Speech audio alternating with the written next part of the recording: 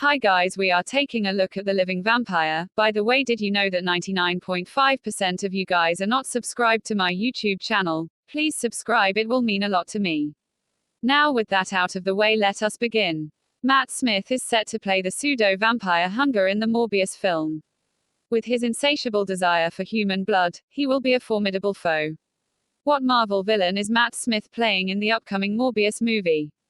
The trailer for the Sony film, which was originally meant to release in 2020 before being pushed back to 2022, briefly showed Smith's character, but did not explain his relation to Morbius or the overarching story. So who are these characters and what do they want with each other? The Living Vampire, Drive. Michael Morbius Jared Leto.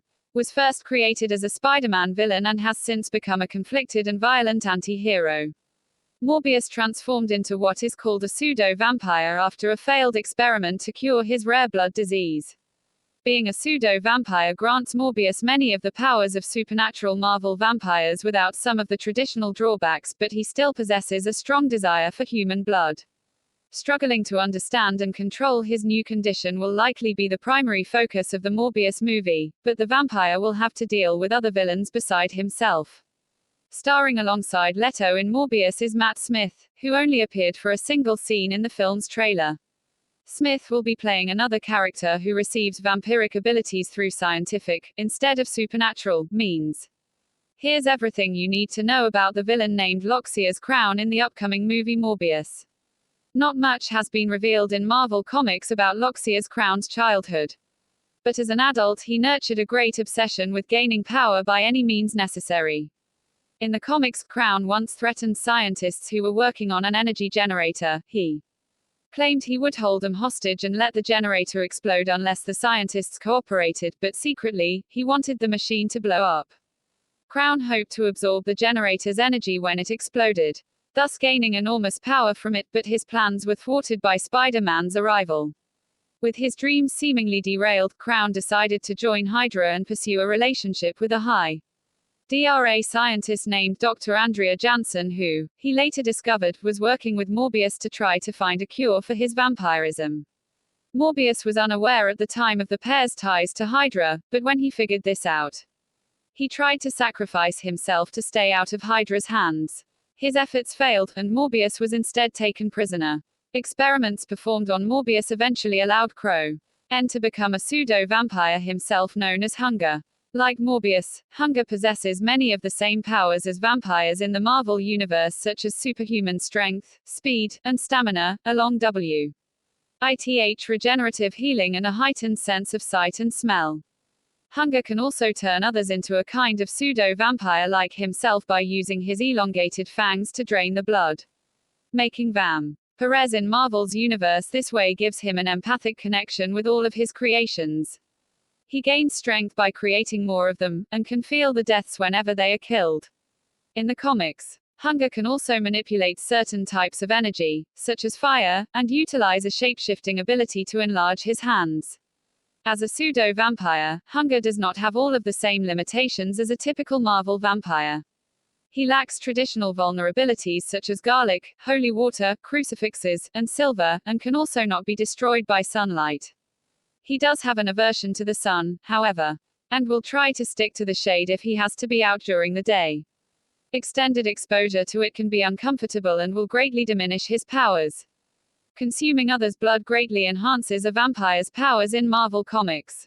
And since he does not seem to possess any of the moral conflictions about it that Morbius does, he can and will do so excessively. Hunger lives up to his name by having an insatiable desire for blood and will seek it out by any means necessary. Since both he and Morbius are pseudo-vampires, the strength levels are about the same, but constantly consuming Thir's blood would give Hunger the upper hand in a fight.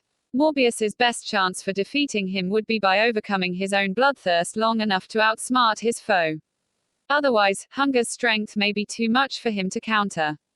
The IMDb page for the Morbius movie lists Matt Smith as playing Loxias Crown, but the website tends to incorporate casting rumors as well as official notices, so it's unclear if Matt Smith is indeed playing Loxias Crown or if it's just a widespread rumor.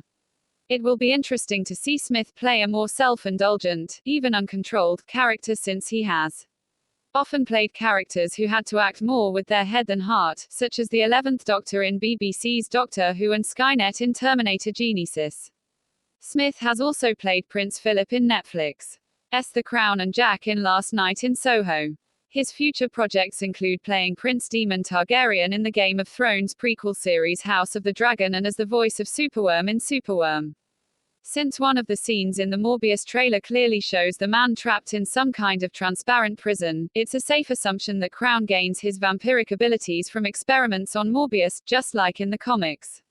It's unclear how much of Morbius is connected to the MCU because even though Michael Keaton is appearing as a potential tie into the MCU's Spider-Man, Crown is likely not affiliated with Hydra. Instead, Crown could just be pursuing personal research in a desire to become stronger, and is perhaps even connected to the woman shown in the trailer helping Morbius with his work. If something were to happen to her, maybe as a result of imprisoning Morbius against his will, Crown may want to seek revenge, just as he sought revenge for Dr. Andrea Janssen's death in the comics. Crown may also simply clash with Morbius because of the differing approaches to handling the bloodthirst. Morbius likely has moral qualms about drinking another's blood that Crown does not. Only time will tell if the Morbius movie tries to flesh out Crown's backstory, but his origin as hunger will almost certainly tie into Morbius's imprisonment as scientists try to figure out a way to fix his vampirism. For more of my content, subscribe and turn on your notification bell not to miss out on any of my videos being released. Goodbye.